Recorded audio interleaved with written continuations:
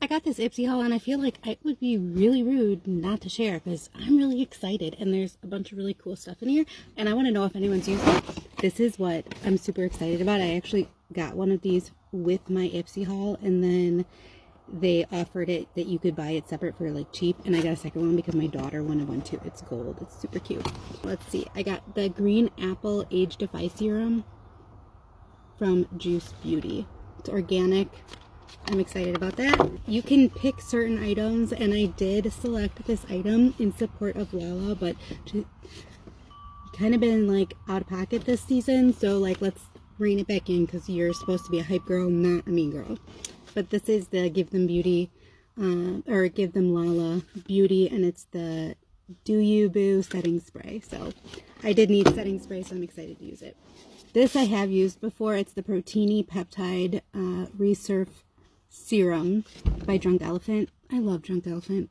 Anything Drunk Elephant, I love. But they're a little pricey, so happy to get this within my Ipsy that was $35 for all of it.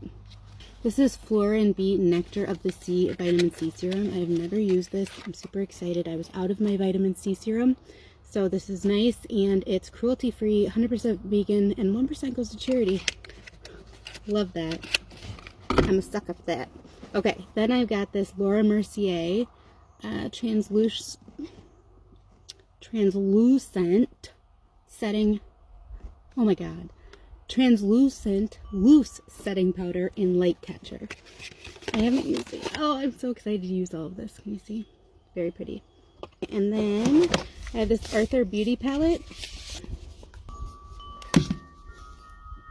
Lots of really pretty colors. So, and then there's this Dew of the Gods Filla Cooling Overnight Retinol Mask.